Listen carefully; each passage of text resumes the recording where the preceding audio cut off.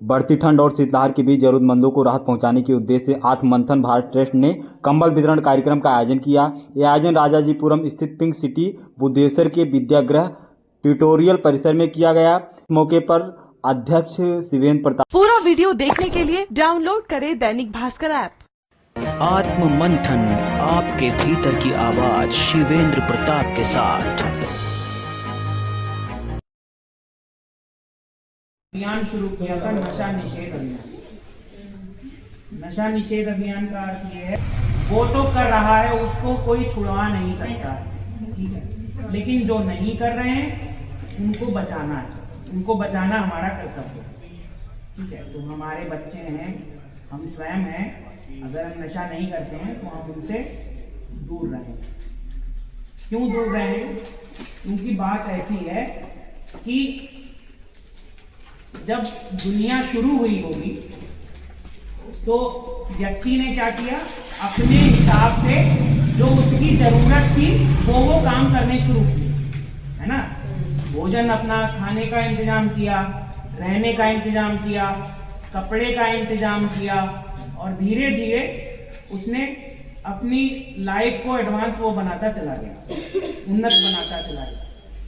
पहिए का विकास किया, आग का विकास किया, उसके बाद जो है धीरे धीरे वो डेवलप होता चला गया। आज हम लोग ऐसे बैठे हैं, है ना, कितना डेवलप हो गया, आसमान तक जो है पहुंच चुके हैं हम लोग, चंद्रमा तक, मंगल तक, ठीक है। लेकिन जितनी भी जरूरतें थी हमारी, उन सब में क्या नशा था? क्या नशा हमारी जरूरत थी? क्या नहीं थी। लेकिन ये फिर आया कहां से? ये जब हमारी जरूरत ही नहीं थी तो आया कहां से? तो ये कहना है कि जब देवी देवता मदिरा पान का सेवन करते नहीं, वो मदिरा पान नहीं करते थे, वो सोम पान करते थे। सोम रस, सोम रस और मदिरा में अंतर होता है ना। पहले जब आप सोम रस के विषय में ठीक से पढ़ेंगे तब आपको पता चलेगा मदिरा और सोम दोनों अलग चीज है, ठीक है। सोम रस एक प्रकार का शरबत है जो शीतलता प्रदान करता है, ठीक है। आयुर्वेद में भी उसका वर्णन है, ठीक। तो उसका तुलना उससे नहीं किया जा सकता, ठीक। वो अलग चीज है, ऊंचे लेवल की चीज है, ठीक। तो उसको डिनाई कर दीजिए, उसको ना मानिए जो लोग ऐसा तर्क देते हैं। तो ये जो है अपने आप को, अपने बच्चों को, अपने लोगों को नशे से बचाना है। ये एक प्रण लेकर हम लोग यहाँ से जाएंगे। दूसरा, कुछ 5 परिवर्तन है हमारे बीच में, ठीक है। 5 परिवर्तन क्या क्या है? जैसे हम लोग बहुत सारी चीजें विदेशी यूज करते होंगे, जैसे आप अभी लेस खा रहे हैं, ये अमेरिकी कंपनी है। हाँ, हम लोग मंजन यूज करते हैं, कोलगेट, क्लोजअप, ये सब विदेशी मंजन है, ठीक है। साबुन हम लोग कौन सा यूज कर रहे हैं, रिन है या सर्फ एक्सेल है, ये सब विदेशी है, ठीक है। हम घड़ी यूज कर सकते हैं, घड़ी स्वदेशी है। हम जो है क्लोजअप करते हैं, क्लोजअप की जगह हम पतंजलि यूज कर सकते हैं, वीको यूज कर सकते हैं, ठीक है। ऐसी बहुत सारी चीजें हैं जिसको हम यूज कर सकते हैं। मतलब जितना हो सके हम स्वदेशी प्रयोग करें, ये अपने मन में भाव होना चाहिए। इससे होगा क्या? इससे होगा ये कि देश की अर्थव्यवस्था जब अच्छी बनेगी तो सरकार हमें और सुविधाएं देगी, ठीक है। जब हमारी सरकार हमें और सुविधाएं देगी तो क्या होगा, हमारी आय भी बढ़ेगी, और जब हमारी आय बढ़ेगी तो हमारे खरीदने की ताकत बढ़ेगी, तो जब हमारे खरीदने की ताकत बढ़ेगी तो हमारे देश की ताकत दुनिया में बढ़ेगी, ठीक है। तो हमें इस तरीके से स्वदेशी अपनाने का विचार अपने मन में रखना चाहिए। दूसरा है नियम पालन। हम बहुत सारे नियमों को तोड़ते हैं, ठीक है। जैसे कहते हैं, नॉर्मल कहते हैं, स्वच्छता की बात अगर कर लें, नॉर्मल कहते हैं कि कहीं इधर उधर कूड़ा नहीं फैलाना चाहिए, ठीक है, या इधर उधर थूकना नहीं चाहिए। बहुत से जो है कंट्री में, बहुत से देशों में थूकना अपराध माना जाता है। अगर आपने वहाँ पे थूक दिया तो जुर्माना हो जाता है, जेल हो जाती है। लेकिन यहाँ पे इतनी फ्लेक्सिबिलिटी है कि कोई कहता है अरे ठीक है थूक दो, चलते चलते रोड पे लोग थूकते रहते हैं। हाँ, तो ये क्या है, ये नियम पालन हम लोग नहीं करते। सड़क पे चल रहे हैं, दाहिने चलना है या बाएं चलना है, इसका भी हम लोग पालन नहीं करते हैं। गाड़ी चलाते हैं, हेलमेट नहीं लगाते हैं, हेलमेट साइड में रख देते हैं मिरर पे। मिरर के लिए हेलमेट थोड़ी ना बना है, ये तो सबके लिए बना है ना, हमारी सुरक्षा के लिए बना है।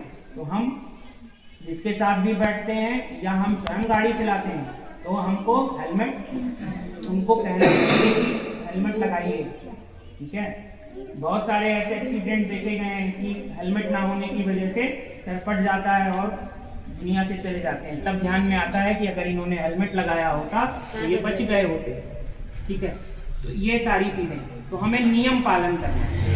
हेलमेट लगाना एक नियम पालन है, ठीक है। ऐसी बहुत सारी चीजें हैं जिसको हमें नियम से पालन करना चाहिए, नियम को तोड़ना नहीं चाहिए। अगर हम नियम तोड़ेंगे तो बाकी लोगों को असुविधा होने लगती है, ठीक। तीसरा है परिवार प्रबोधन।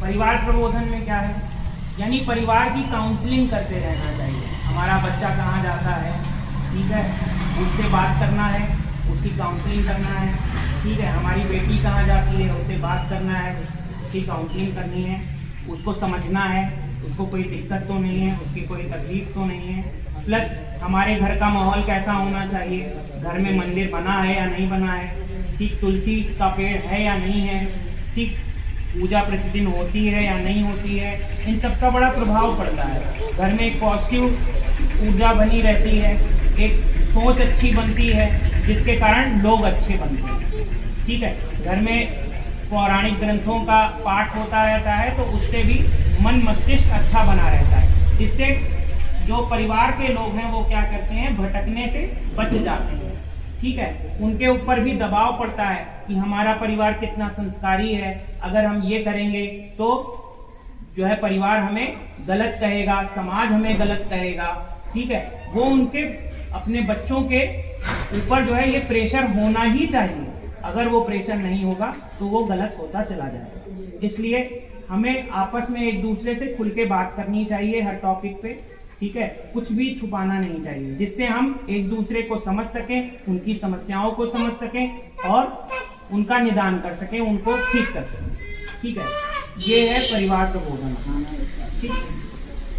हाँ, दिन में जो है एक बार सभी लोग साथ में जरूर बैठें, भोजन करते समय या नाश्ता करते समय, जो है जब भी हमको समय मिले, रात तक सोने से पहले हमको एक साथ परिवार के साथ जरूर बैठना चाहिए।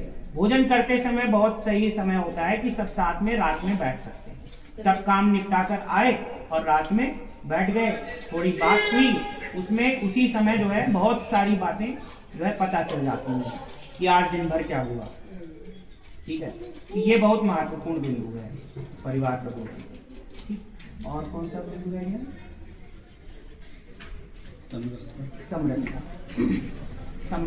समरसता में क्या है कि भाई हमें भेदभाव आपस में नहीं रखना चाहिए। कोई किसी भी जात का हो, ठीक है, वो सब हमारा भारतीय भाई बंधु ही है, ठीक है, कोई अलग नहीं है। जैसे हम इंसान हैं वैसे वो भी इंसान है।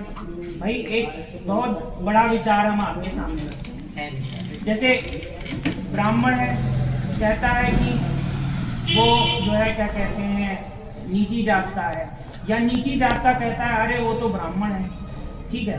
ये अंतर हम क्यों करते हैं भाई? अगर हम पीढ़ी दर पीढ़ी पीछे जाते जाएं, पीढ़ी दर पीढ़ी पीछे जाते जाएं, तो सबका कोई ना कोई गोत्र निकलता है ना। और वो गोत्र कौन है? वो गोत्र वही 7 ऋषि हैं जिनसे ये मनुष्य जाति बनी है। उनसे पहले एक मनु है, ठीक है। मनु की वंश परंपरा यही, यानी मनु के जो पुत्रियां थी उनका विवाह